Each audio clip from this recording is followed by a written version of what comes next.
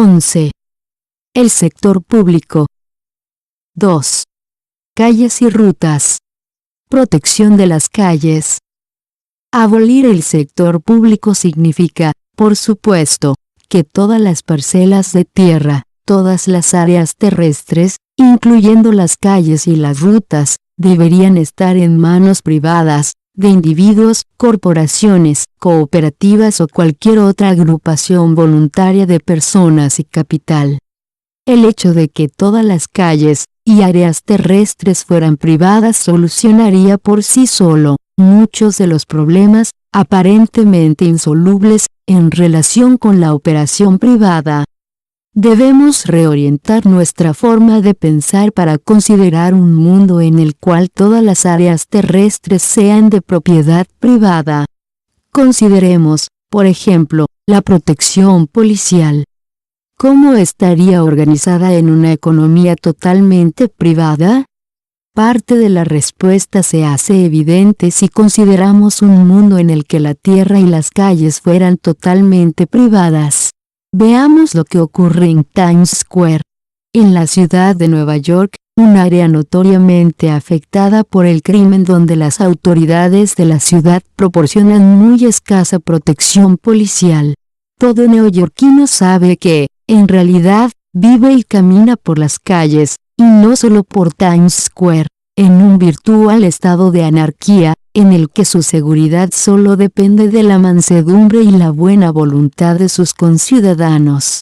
La protección policial en la ciudad es mínima, un hecho que se puso de manifiesto dramáticamente en una reciente huelga policial que duró una semana y durante la cual, atención, el crimen no se incrementó con respecto a los índices normales, cuando la policía supuestamente estaba alerta y cumplía con su trabajo. De todos modos, supongamos que el área de Times Square, incluyendo las calles, fuera de propiedad privada, por ejemplo, perteneciera a la Asociación de Comerciantes de Times Square. Los comerciantes sabrían perfectamente que si los criminales asolaran su área, si los asaltos y los atracos abundaran, sus clientes desaparecerían y se irían a otras zonas o barrios competidores. Por su propio interés económico, la Asociación de Comerciantes proporcionaría una protección policial eficiente y abundante, de modo que los clientes se sintieran atraídos a su barrio, en lugar de rechazados. Después de todo, las empresas privadas siempre intentan atraer y conservar a sus clientes. Pero ¿de qué servirían las vidrieras atractivas y los elegantes envoltorios, una excelente iluminación y un trato amable para con los clientes, si estos estuvieran expuestos a ser robados o asaltados al transitar por la zona? La Asociación de Comerciantes, por su búsqueda de ganancias y su deseo de evitar pérdidas, no solo desearía proporcionar una protección policial suficiente, sino también que ésta fuera cordial y agradable.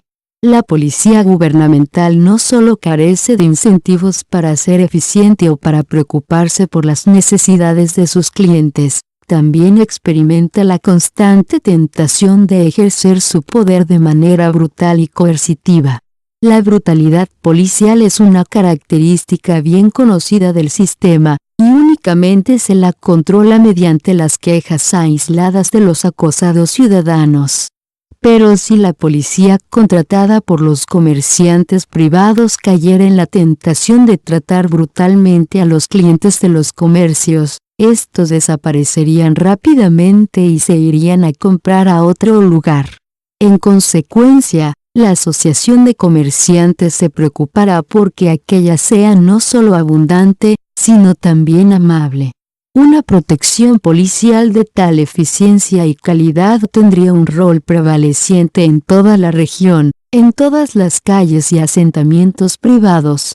Las fábricas vigilarían sus calles aledañas, también lo harían los comerciantes, y las compañías propietarias de rutas suministrarían una protección policial segura y eficiente en sus rutas con peaje y otros caminos de propiedad privada. Lo mismo sucedería con los barrios residenciales. En estos, Podemos imaginar dos clases de propiedad privada de las calles. En una de ellas, todos los propietarios en una determinada cuadra podrían convertirse en dueños asociados de esa cuadra, por ejemplo, la compañía de la cuadra de la calle 85. Esta compañía brindaría entonces protección policial, cuyos costos serían cubiertos en forma directa por los propietarios o por las rentas de los inquilinos si la calle incluyera departamentos de alquiler. Por supuesto, los propietarios estarían directamente interesados en la seguridad de sus calles, mientras que los locadores intentarían atraer locatarios brindándoles calles seguras, además de los servicios usuales, como calefacción, agua y mantenimiento. Sería tan absurdo inquirir por qué los locadores habrían de proveer calles seguras en una sociedad libertaria completamente privada como preguntarse ahora por qué deberían proporcionar calefacción o agua caliente a sus inquilinos. La fuerza de la competencia y de la demanda del consumidor los obligaría a brindar esos servicios. Además, tanto desde el punto de vista de los propietarios como desde el de los inquilinos, el valor de capital de la tierra y la casa estará en función de la seguridad de la calle, así como de otras características bien conocidas de la vivienda y el barrio.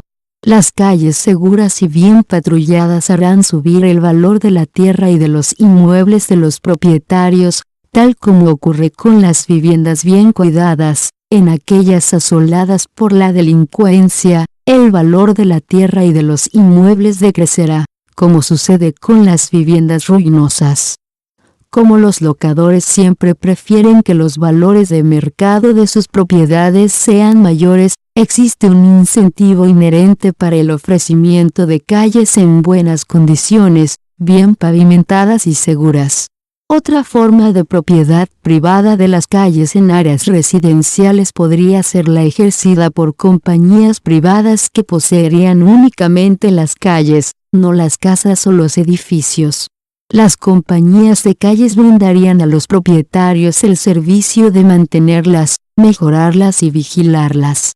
También en este caso, las casas en calles seguras, bien iluminadas y pavimentadas inducirían a los propietarios y a los inquilinos a habitar en ellas. Aquellas inseguras, insuficientemente iluminadas y en mal estado de conservación harían que los dueños y los inquilinos se mudaran a otras zonas. Si los propietarios y los automovilistas estuvieran satisfechos por el estado y la seguridad de las calles, aumentarían las ganancias y el valor neto de las compañías propietarias. Por el contrario, el descuido y el mal mantenimiento llevarían a los usuarios a otros lugares y reducirían las ganancias y el valor neto de las compañías de calles. Por lo tanto, estas compañías se esforzarían por proveer un servicio eficiente en las calles que poseen, incluyendo la protección policial. Sus incentivos serían el deseo de obtener ganancias y aumentar el valor de su capital y el de no sufrir pérdidas ni erosión en su capital. Es infinitamente mejor confiar en la búsqueda del interés económico por parte de los propietarios o las compañías de calles que depender del dudoso altruismo de burócratas y funcionarios gubernamentales. En este punto del análisis, alguien podría preguntarse, si las calles pertenecieran a compañías de calles, y aceptando que en general éstas tenderían a satisfacer a sus clientes con la mayor eficiencia, ¿qué sucedería si alguno de sus dueños, excéntrico o tiránico, decidiera repentinamente impedir el acceso a su calle al propietario de una de las casas que dan sobre ella? ¿Cómo podría éste salir o entrar? Podría tener permanentemente bloqueado su acceso a la calle, o debería pagar una enorme cantidad de dinero para que se le permitiera el ingreso o la salida. La respuesta a esta pregunta es la misma que se daría a un problema similar en relación con la propiedad de la tierra. Supongamos que todos los que poseen casas alrededor de la vivienda de alguien, de pronto no le permitieran a esa persona entrar o salir. La respuesta es que, en una sociedad libertaria, todos, Al comprar casas o servicios de calles, se asegurarían de que la compra o el contrato de alquiler proveyera en forma explícita un acceso absoluto por un determinado periodo de años. Con este derecho de paso provisto contractualmente por adelantado, no se permitiría un bloqueo semejante, dado que constituiría una invasión al derecho de propiedad del dueño del terreno. No hay, por supuesto, nada nuevo o sorprendente en el principio de la sociedad libertaria así concebida. Ya estamos familiarizados con los efectos incentivadores de la competencia, interlocación e intertransporte. Por ejemplo, cuando durante el siglo XIX se comenzaron a construir ferrocarriles privados en todo el territorio de los Estados Unidos, la competencia entre ellos significó un fuerte estímulo para la evolución de sus respectivas áreas. Cada ferrocarril hizo cuanto estuvo a su alcance para promover la inmigración y el desarrollo económico en su área con el fin de aumentar sus ganancias, los valores de la tierra y el valor de su capital, y cada uno se apresuró a hacerlo para que la gente y los mercados no dejaran sus emplazamientos y se mudaran a los puertos, las ciudades o las tierras cubiertas por ferrocarriles competidores. El mismo principio funcionaría si todas las calles y rutas fueran también privadas. Ya nos hemos ocupado de la protección policial provista por comerciantes y organizaciones privadas. Dentro de su propiedad, los comercios tienen guardias y vigilantes, los bancos brindan guardias, las fábricas emplean a vigilantes, las grandes tiendas tienen guardias, etc. La sociedad libertaria sencillamente extendería también a las calles este eficaz sistema. No es accidental que haya muchos más asaltos y robos en las calles fuera de los comercios que en los comercios mismos. El motivo es que estos contratan a guardias privados competentes, mientras que en las calles todos debemos confiar en la anarquía de la protección de la policía gubernamental. En realidad, en varias manzanas de la ciudad de Nueva York se ha implementado en los últimos años, como respuesta al problema de la creciente delincuencia, la contratación de guardias privados para patrullar las manzanas mediante contribuciones voluntarias de los arrendadores y propietarios. En ellas, el crimen se ha reducido de manera sustancial. El problema es que estos esfuerzos han resultado discontinuos e ineficientes debido a que esas calles no pertenecen a los residentes, por lo cual no hay un mecanismo efectivo para recaudar el dinero que hace falta para llevar a cabo una protección eficiente sobre una base permanente. Más aún, los guardias que patrullan las calles no tienen permiso legal para portar armas porque no están dentro de la propiedad de sus empleadores, y no pueden enfrentar, como si pueden hacerlo los dueños de comercios y otras propiedades, a cualquiera que actúe en forma sospechosa pero aún no abiertamente criminal. En resumen, no están autorizados para hacer, financiera o administrativamente, lo que los dueños sí pueden hacer con su propiedad. Además, la policía pagada por los propietarios y residentes de una manzana o vecindario no solo terminaría con la brutalidad policial contra las personas. Este sistema pondría fin al actual espectáculo de los policías considerados en muchas comunidades como colonizadores imperiales hostiles, no para servir a la comunidad sino para oprimirla.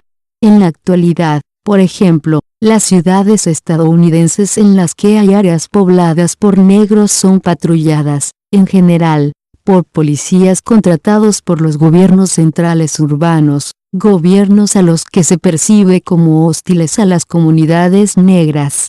La policía suministrada, controlada y contratada por los residentes y propietarios de las mismas comunidades sería algo completamente diferente, proveería, lo cual sería evidente, servicios a sus clientes en lugar de coaccionarlos en nombre de una autoridad que les es adversa.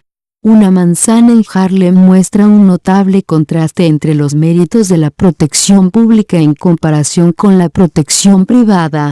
En la calle 135 Oeste, Entre la 7ª y la 8ª Avenida, se encuentra el edificio de la Comisaría 82 del Departamento de Policía de la Ciudad de Nueva York. Sin embargo, su imponente presencia no evitó el brote de robos nocturnos a varios comercios en la manzana. Por último, en el invierno de 1966, 15 comerciantes se unieron para contratar un guardia que caminara por la manzana toda la noche. Fue contratado a la compañía de protección Leroy Belchica Yori, para conseguir una protección policial que no les proporcionaban sus impuestos a la propiedad. La fuerza policial privada más exitosa y mejor organizada en la historia estadounidense ha sido la policía ferroviaria, mantenida por muchos ferrocarriles para impedir el daño o robo a los pasajeros o la carga. La policía ferroviaria moderna fue fundada a fines de la Primera Guerra Mundial por la sección de protección de la American Railway Association, Asociación Ferroviaria Estadounidense. Funcionó también casi a 1929. Los reclamos de pago por robos de carga habían disminuido un 93%. Los arrestos realizados por la policía ferroviaria, que en la época en que mejor se estudiaron sus actividades, a comienzos de 1930, totalizaba 10.000 hombres, dieron como resultado un porcentaje mucho mayor de condenas que las que lograron los departamentos de policía, de un 83 a un 97%. La policía ferroviaria estaba armada, podía realizar arrestos normales, y un criminólogo que se oponía a sus actividades consideró que tenía una reputación ampliamente difundida de buen carácter y habilidad. Reglas de la calle. Una de las consecuencias indudables de que todas las áreas terrestres de los Estados Unidos fueran propiedad privada de individuos y compañías sería una mayor riqueza y diversidad de los barrios estadounidenses. El carácter de la protección policial y las reglas aplicadas por la policía privada dependerían de los deseos de los propietarios de las viviendas y de los de la calle, los dueños de un área determinada.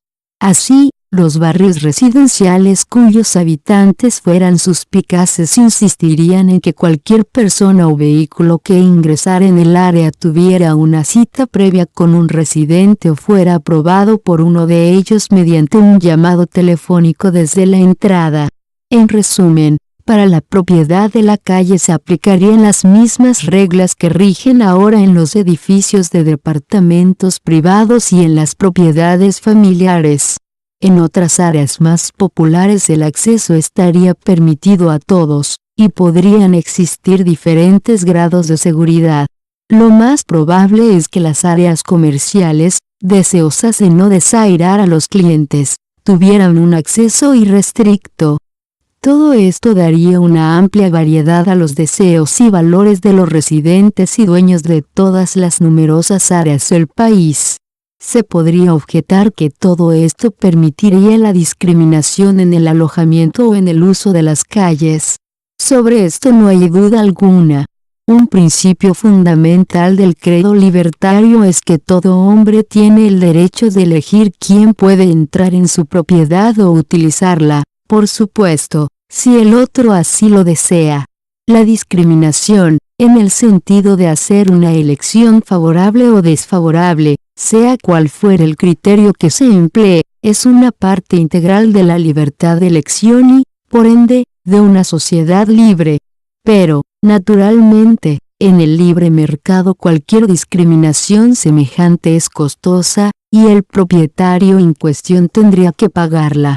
Supongamos, por ejemplo, que en una sociedad libre alguien fuera dueño de una casa o de un conjunto de casas.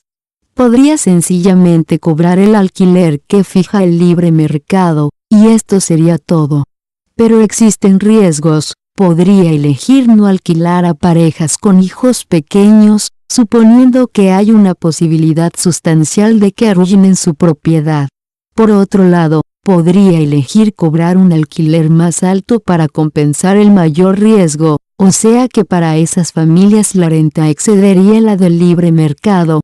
Esto, de hecho, sucedería en la mayor parte de los casos en el libre mercado. Pero ¿qué ocurriría en el caso de una discriminación personal, más que estrictamente económica?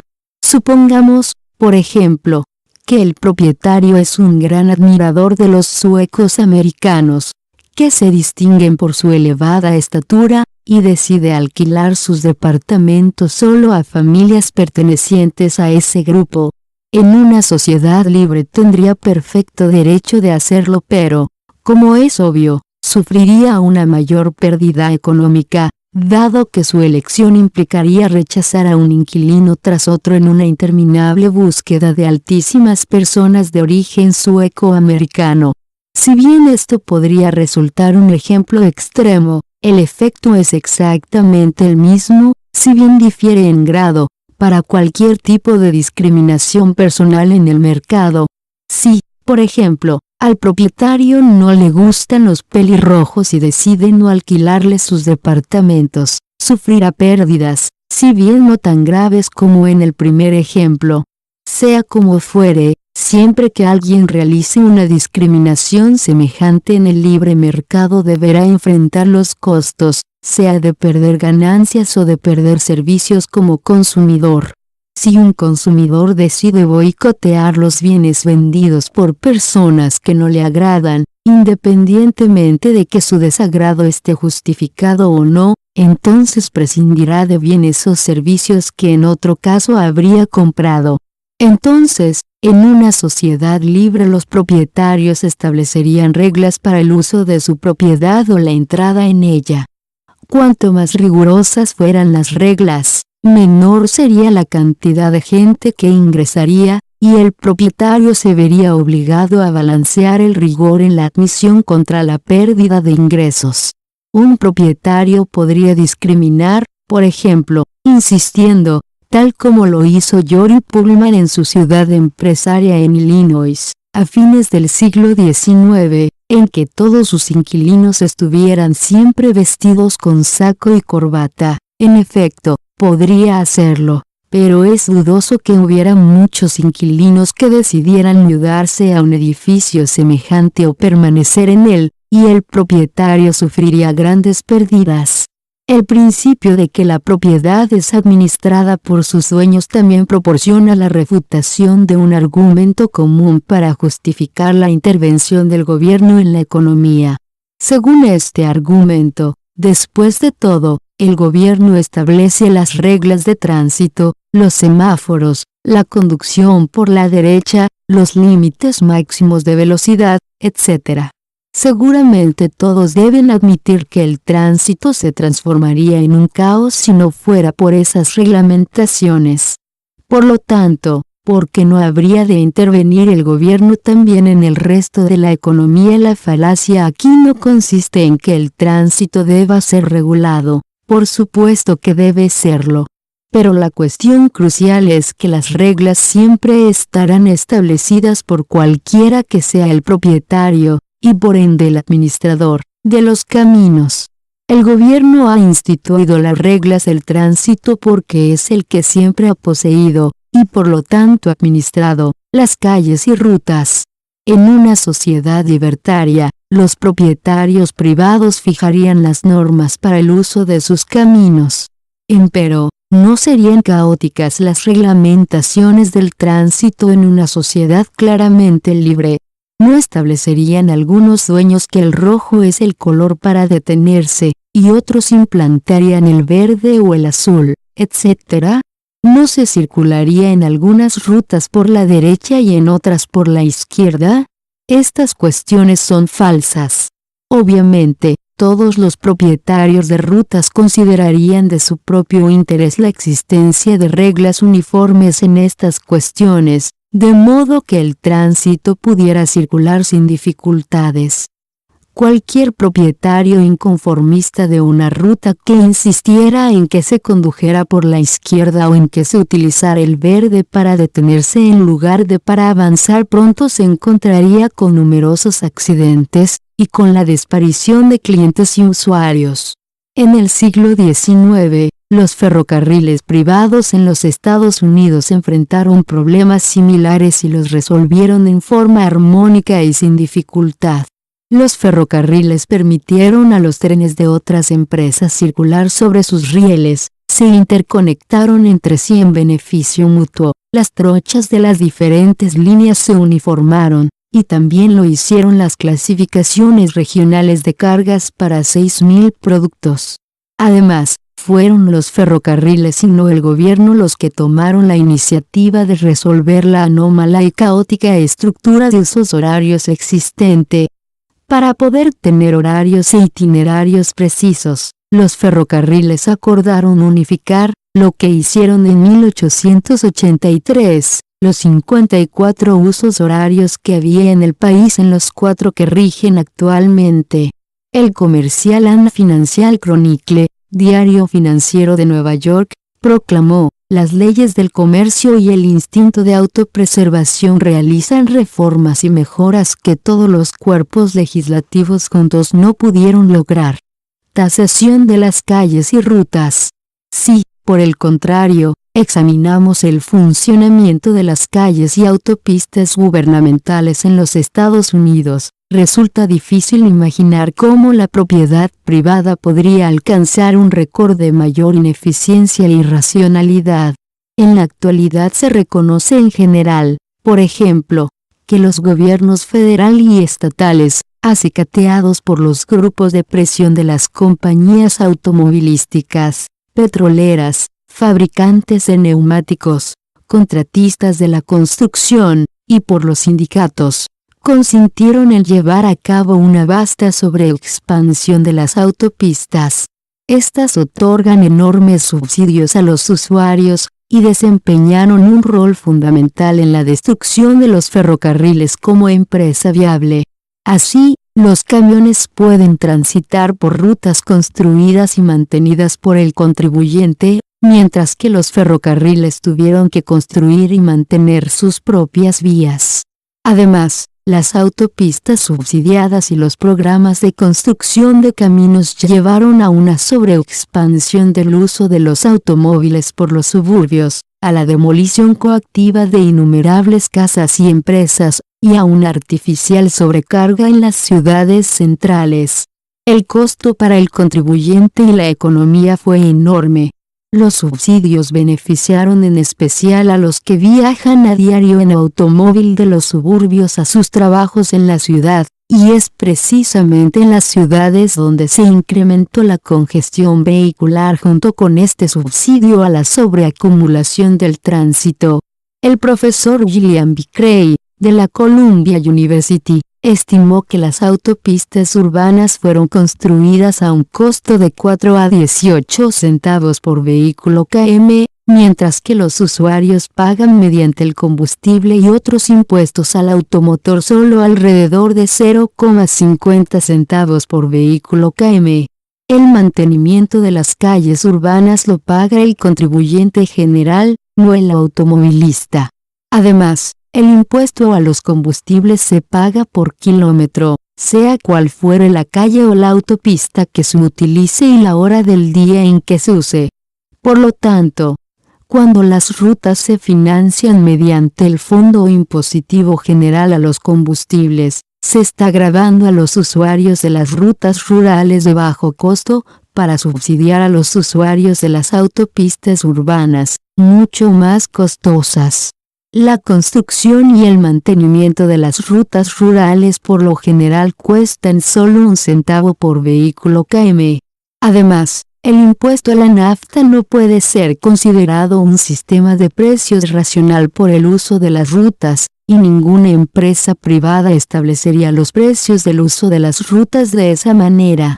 Las empresas privadas cotizan sus bienes y servicios para compensar el mercado, para que la oferta iguale a la demanda y no haya ni escasez ni bienes sin vender.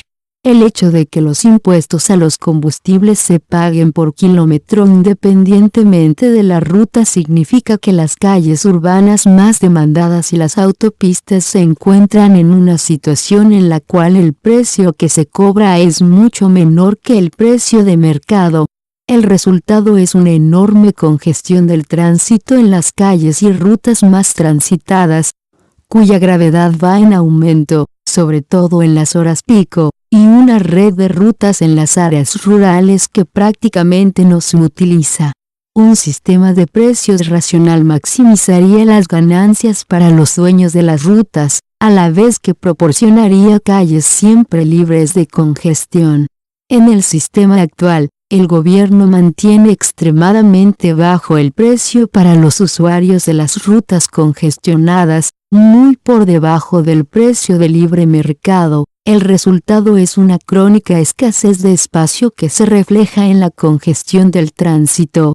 El gobierno intentó, de modo invariable, resolver este creciente problema no mediante una fijación de precios racional sino construyendo aún más caminos, extrayendo del contribuyente subsidios todavía mayores para los conductores, con lo cual solo logró empeorar la penuria.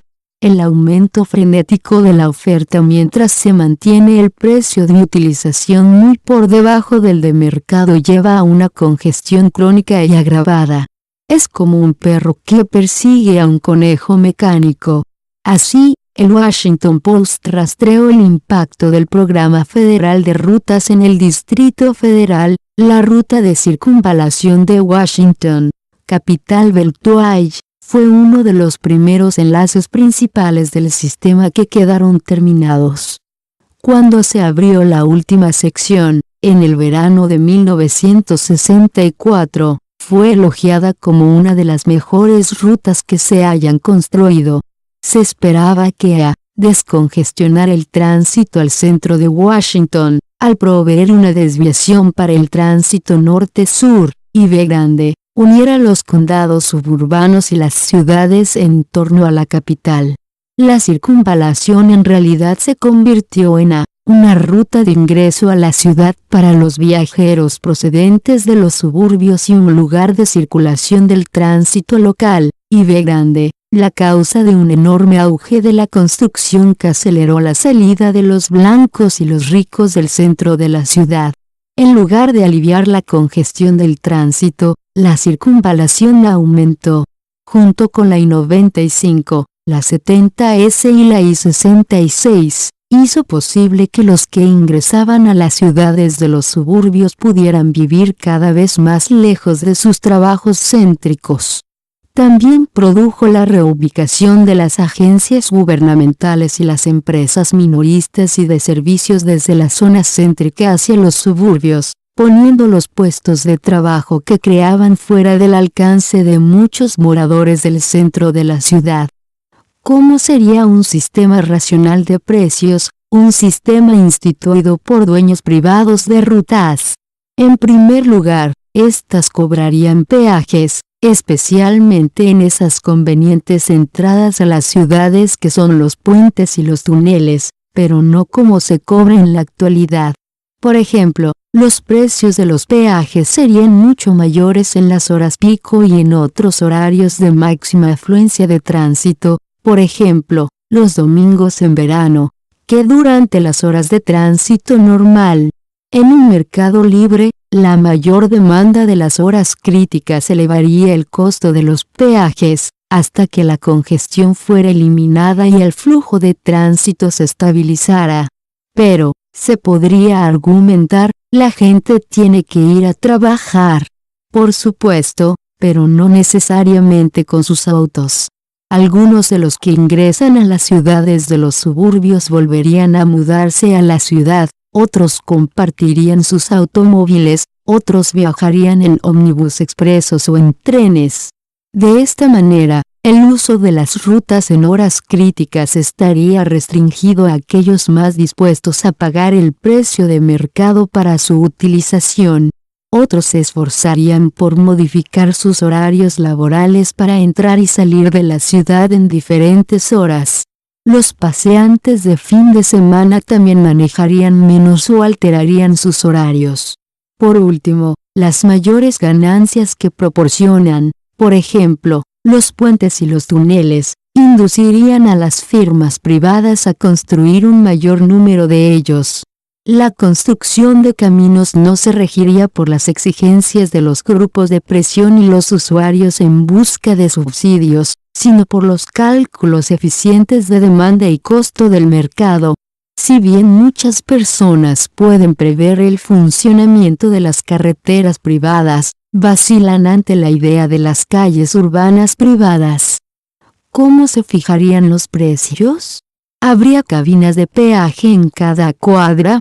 Por supuesto que no, dado que semejante sistema sería claramente antieconómico, con costos prohibitivos tanto para el propietario como para el automovilista.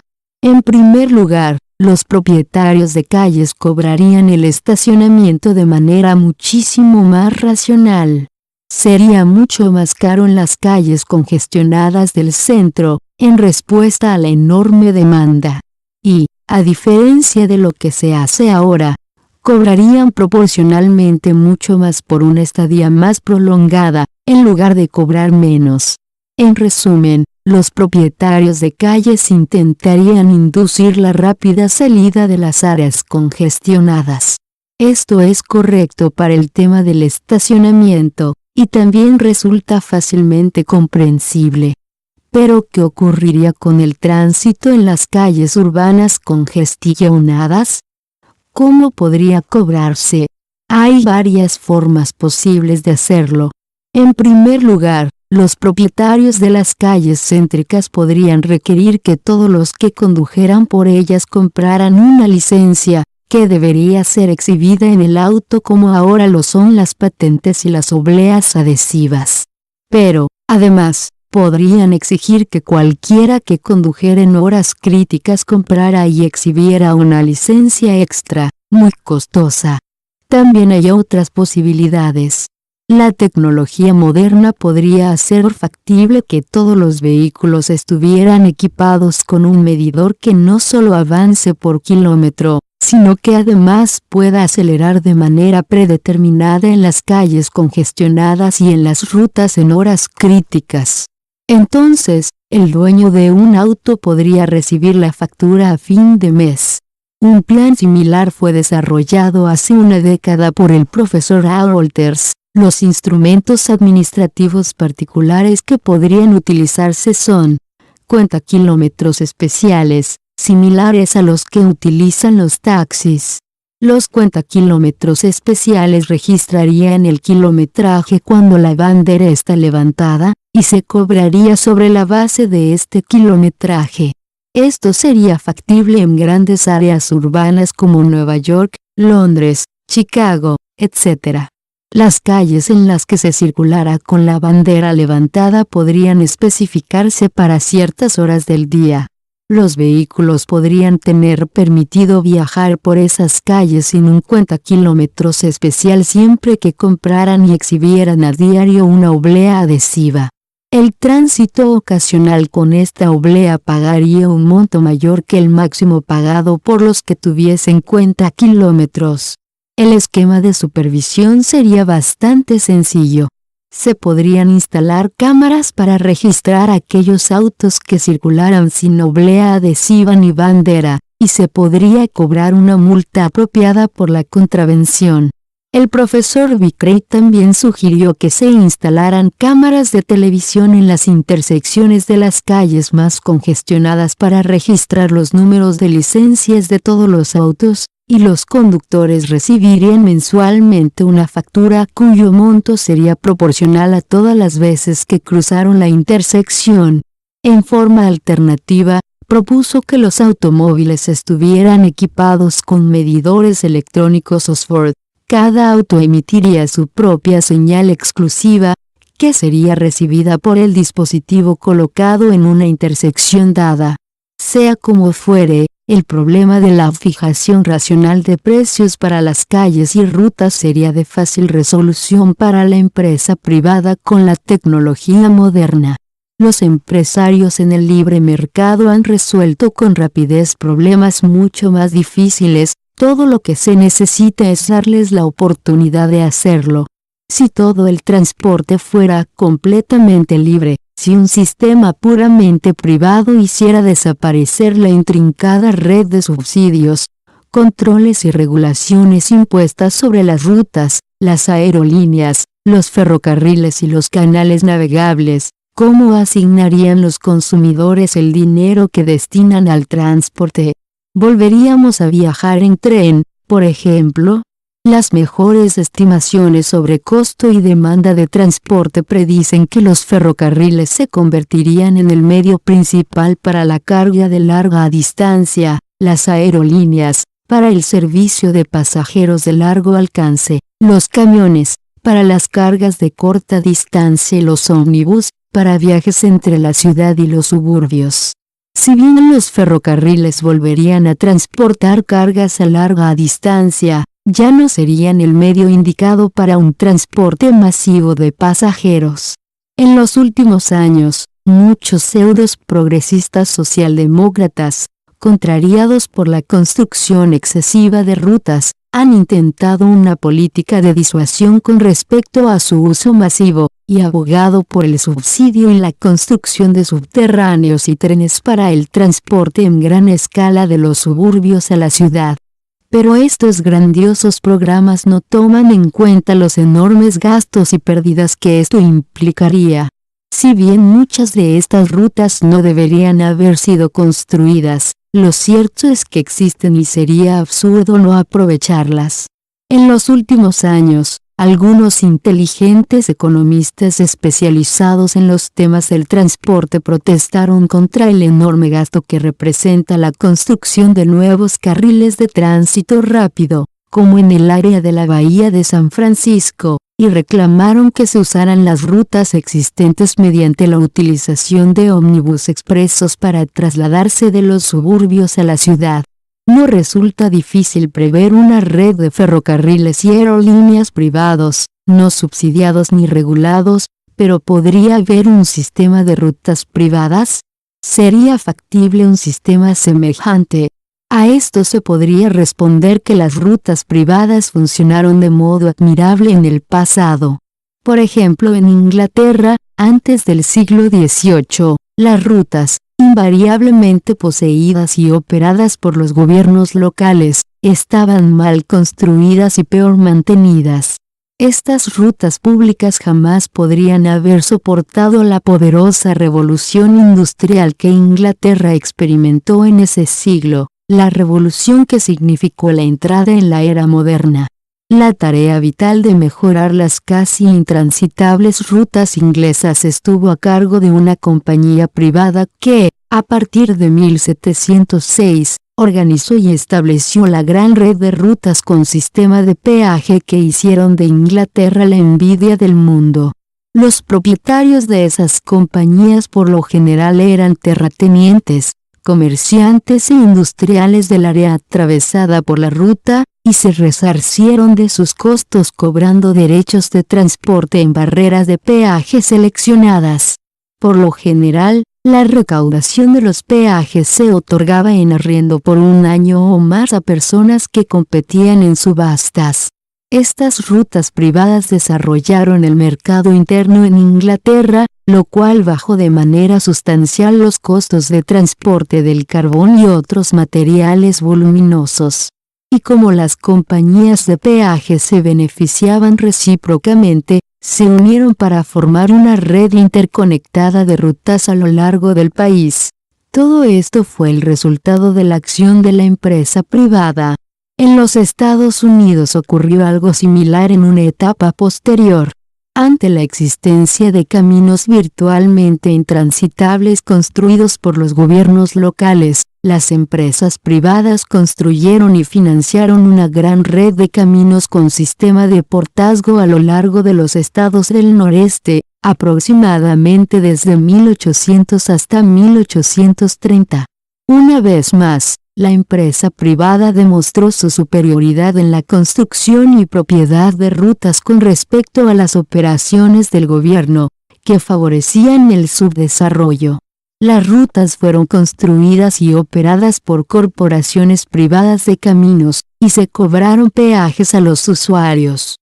También aquí las compañías de peajes fueron financiadas en su mayor parte por comerciantes y propietarios vecinos a las rutas, quienes se unieron voluntariamente en una red de rutas interconectadas.